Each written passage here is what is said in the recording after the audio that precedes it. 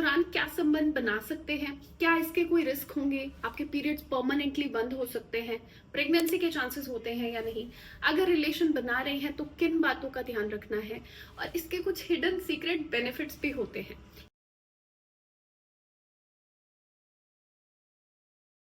Intercourse during periods के दौरान संबंध बनाने के बारे में बहुत लोगों को क्यूरोसिटी होती है, जानना चाहते हैं बट शर्म के बारे जान नहीं पाते, पूछ नहीं पाते, और वो रिजॉर्ट करते हैं इंटरनेट पे इस बारे में बहुत सारी इन्फॉर्मेशन है, बट मोस्ट ऑफ दी जगह इट इज हाफ इन्फॉर्मेशन या मिस इन्फॉर्मेशन। तो इसीलिए मैं आपके लिए ये वीडियो लेकर आई हूँ जिसमें हम इंटरकोर्स ड्यूरिंग पीरियड्स के बारे में पूरी डिटेल्स में बात करेंगे, ये सारी चीजें कवर करेंगे, क्या सेफ होता है, क्या रिस्क है। अगर आपके माइंड में भी कभी भी ये थॉट आया है पीरियड्स के दौरान इंटरकोर्स को लेकर, तो ये वीडियो एंड तक देखना, आपको बहुत सारे डाउट्स क्लियर होंगे। किसी को भी लगता है ये वीडियो हेल्पफुल होगी, उन्हें शेयर जरूर कर देना और चैनल को सब्सक्राइब करना मत भूलना। एंड में कुछ इंपॉर्टेंट मिथ्स मैं क्लियर करने वाली हूँ कि जैसे कि पीरियड्स के दौरान सेक्स करने से क्या आपके बिल्कुल पीरियड्स बंद हो सकते हैं, क्या आपकी बच्चेदानी खराब हो सकती है, ये सारी चीजें हम एंड में मिथ बस्टिंग सेक्शन में करेंगे, तो वीडियो एंड तक जरूर देखना। तो सबसे पहले बात करते हैं पीरियड्स के दौरान संबंध बनाना कितना सेफ है, इसके क्या पॉसिबल रिस्क रहते हैं। पीरियड्स वो समय होता है जहां बच्चेदानी की जो अंदरूनी परत है एंडोमेट्रियम, वो ब्लड की फॉर्म में या कुछ मांस के टुकड़े की फॉर्म में बाहर आती है अगर महिला प्रेग्नेंट नहीं होती, और ये प्रोसेस हर महीने होता है।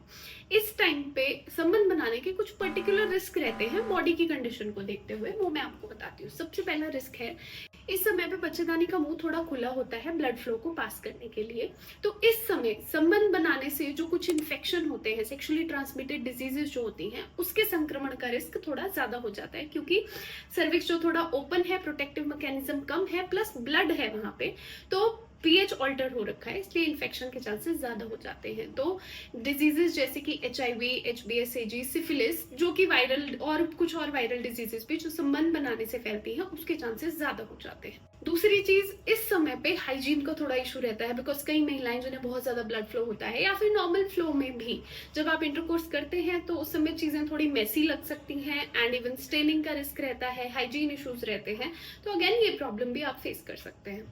कई महिलाओं को पीरियड्स के दौरान रिलेशन बनाने में पेन की भी प्रॉब्लम हो सकती है, और ये कुछ अंडरलाइन बीमारी की वजह से भी हो सकती है, जैसे कि अगर किसी को डिस्मेनोरिया की प्रॉब्लम है, या फिर किसी को एंडोमेट्रियोसिस है, कोई ओवेरियन सिस्ट है, क्रॉनिक पेल्विक पेन है जहां नसों की सेंसिटिविटी ज्यादा होती है, ऐसी कंडीशन में कुछ एक महिलाओं को रिलेशन बनाते समय स्पेशली पीरियड्स के दौरान पेन की तकलीफ ज्यादा हो सकती है। तो ये सारे पॉसिबल रिस्क रहते हैं, इसलिए जनरली रिलेशन बनाना अवॉइड करने की सलाह दी जाती है। बट ऐसा नहीं है कि आप रिलेशन बिल्कुल नहीं बना सकते, या फिर आपको पर्टिकुलरली कोई कॉन्ट्रा इंडिकेशन है।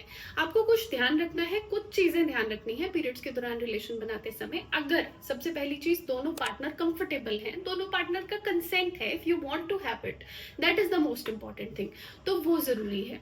दूसरी चीज, अगर पीरियड्स का फ्लो बहुत ज्यादा कुछ हैवी नहीं है, या फिर कोई नॉर्मल प्रॉब्लम नहीं है, पेन नहीं है, या कोई पहले से अंडरलाइन डिजीज नहीं है। तीसरी चीज, अगर आप रिलेशन बनाते हैं तो आपको बैरियर कॉन्ट्रासेप्टिव यानी कॉन्डोम का इस्तेमाल करना चाहिए, ताकि इन्फेक्शन का जो रिस्क है उसे कंट्रोल किया जा सके। और चौथी चीज है, हाइजीन का बहुत ज्यादा ध्यान रखना है।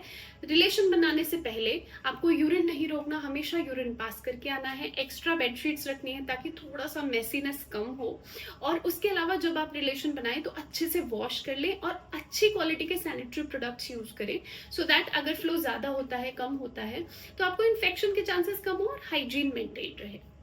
और अब ये सारे प्रिकॉशंस तो आपने समझ लिए कि रिस्क क्या होते हैं, और अगर आप रिलेशन बना रहे हैं तो आपने क्या ध्यान रखना है। अब कुछ एक सीक्रेट बेनिफिट्स बताती हूँ पीरियड्स के दौरान इंटरकोर्स करने के, जो कि एक्चुअली साइंटिफिकली प्रूवन है। सबसे पहला है, नेचुरल लुब्रिकेशन होती है, बिकॉज इस टाइम पे ब्लड फ्लो बढ़ रखा है, इवन मेंस्ट्रुअल ब्लड फ्लो के कारण भी जो योनि का रास्ता है वो नेचुरली लुब्रिकेटेड रहता है। तो जिन महिलाओं को ड्राइनेस की प्रॉब्लम है, या फिर नॉर्मली पेनफुल लगता है या डर लगता है पेनिट्रेशन के दौरान, तो उन केस में नेचुरल लुब्रिकेशन के कारण पीरियड्स जो इंटरकोर्स है ड्यूरिंग पीरियड्स वो थोड़ा इंजॉयबल हो जाता है और बेटर और इजी कंफर्टेबल लगता है। One of the benefits is this. दूसरा बेनिफिट है कि पीरियड क्रैम्प्स में थोड़ा कम लगता है, पीरियड क्रैम्प की जो सेंसेशन है, पेन है, वो थोड़ा रिलीफ मिलता है, क्योंकि इंटरकोर्स के बाद रिलैक्सिन और एंडोर्फिन नाम के हार्मोन रिलीज होते हैं जो स्मूथ मसल्स को रिलैक्स करते हैं, आपको पेट दर्द में राहत देते हैं। तीसरी चीज अगेन हैप्पी हार्मोन्स प्रोड्यूस हो रहे हैं तो थोड़ा गुड मूड रहता है, पेशेंट के जो मूड स्विंग्स होते हैं पीरियड्स के दौरान वो कम हो जाते हैं।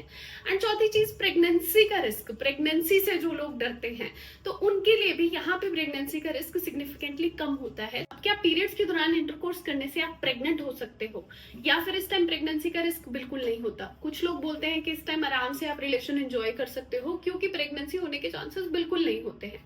बट इन एक्चुअल साइंस देखते हैं, समझते हैं, प्रेग्नेंट होने के लिए स्पर्म और ओवम का आपस में मिलना जरूरी होता है जिससे कि भ्रूण बनता है और प्रेगनेंसी आगे फ्लरिश करती है। अब जब महिला को पीरियड्स आए हुए हैं उस टाइम पे अंडा बनने के चांस बहुत कम होते हैं। करीबन जिस दिन पीरियड्स आते हैं उससे 8वें 10वें दिन अंडा बनता है, अर्लीस्ट टू अर्लीस्ट। अब जब महिला को पीरियड्स आए हुए हैं उस टाइम इंटरकोर्स की वजह से स्पर्म तो बॉडी में आ गया बट ओव्यूलेशन यानी अंडा बनने के चांस इस टाइम बहुत कम होते हैं।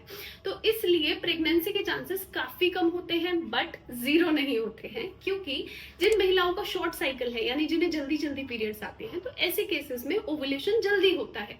तो मान लो अगर आपने पीरियड्स के जाते समय में 5वें 6ठे दिन पे इंटरकोर्स किया और आपकी शॉर्ट साइकिल्स हैं, स्पर्म 4-5 दिन तक सर्वाइव कर गया, तो ऐसे में प्रेगनेंसी के चांसेस हो सकते हैं। तो जरूरी नहीं कि प्रेगनेंसी के चांसेस एब्सोल्युटली जीरो हों, इसलिए आप बैरियर कॉन्ट्रासेप्टिव यूज करें। आप जो जाते हुए पीरियड्स हैं, शॉर्ट साइकिल्स हैं, तो जाते हुए पीरियड 6-7वें दिन पे आप इंटरकोर्स करना अवॉइड करें, कर रहे हैं तो अगेन बैरियर कॉन्ट्रासेप्टिव यूज करें। कुछ एक इंपॉर्टेंट मिथ्स जो मैंने बोला था एंड में वी विल क्लियर दोस। तो सबसे पहला जो लगता है कि इस समय संबंध बनाने से बच्चेदानी खराब हो जाएगी या पीरियड परमानेंटली रुक जाएंगे, इंटरकोर्स करेंगे तो जो पीरियड ब्लड फ्लो है वो वापस चला जाएगा, पेट में चला जाएगा, खराबी हो जाएगी, इन्फेक्शन हो जाएगा। ये सारी चीजें क्लियर करते हैं। तो नंबर 1, पीरियड्स नहीं रुकते बट यस, जैसा कि मैंने कहा कि बच्चेदानी खराब नहीं होती, बट इसको एक साइंटिफिक भाषा में कहें तो इन्फेक्शन का रिस्क रहता है। तो बैरियर कॉन्ट्रासेप्टिव अगेन उसके लिए, बट बच्चेदानी परमानेंटली खराब हो जाएगी ऐसा कुछ नहीं होता। दूसरी चीज है कि पीरियड ब्लड फ्लो ऊपर पेट में चढ़ जाएगा, अगेन ऐसा भी कोई रिस्क नहीं होता। और चौथी चीज जो मोस्टली लोगों को लगता है कि क्या इस टाइम हम रिलेशन रहेंगे तो प्रेग्नेंट नहीं हो पाएंगे, again I have cleared that कि प्रेगनेंसी के चांसेस कम होते हैं बट बिल्कुल जीरो नहीं होते। तो अगेन अगर आप प्रेगनेंसी डिजायर नहीं कर रहे हैं तो बैरियर कॉन्ट्रासेप्टिव यूज करें। कुछ ऐसी कंडीशन पर्टिकुलरली अगर आपके ये कंडीशंस हैं तो आपको इंटरकोर्स नहीं करना चाहिए, वो ध्यान रखें। सबसे पहला, अगर हैवी फ्लो होता है, अगर हैवी फ्लो है अगेन हाइजीन इश्यूज रहेंगे और मेसीनेस बढ़ जाएगी। अगर आपको या आपके पार्टनर को कोई एक्टिव सेक्सुअल ट्रांसमिटेड डिजीज है, कोई इन्फेक्शन है, तो भी आप अवॉइड करें क्योंकि ट्रांसमिशन का रिस्क बढ़ जाएगा। अगर एंडोमेट्रियोसिस, कोई ओवेरियन सिस्ट या फिर क्रॉनिक पेल्विक पेन की समस्या है तो अगेन ऐसी कंडीशन में भी आप इंटरकोर्स करना अवॉइड करें। एंड मोस्ट इंपॉर्टेंट, अगर कंसेंट नहीं है, अगर कोई भी पार्टनर कंफर्टेबल नहीं है, कंसेंट नहीं है तो नहीं करें। तो आई होप आपके सारे डाउट्स में इंटरकोर्स ड्यूरिंग पीरियड्स के बारे में क्लियर कर पाई होंगी। जनरली अगर बेटर होगा अवॉइड करें, but if you want to have it तो कंसेंट होना चाहिए, बैरियर कॉन्ट्रासेप्टिव, हाइजीन का ध्यान रखना है, ये सारी चीजें ही ध्यान रखनी है। अगर आपको वीडियो अच्छा लगा हो तो प्लीज कमेंट्स में बताइएगा नेक्स्ट वीडियो किस टॉपिक पे चाहते हैं, एंड चैनल को सब्सक्राइब करना मत भूलना बिकॉज आप लोग का प्यार ही मेरी मोटिवेशन है। धन्यवाद।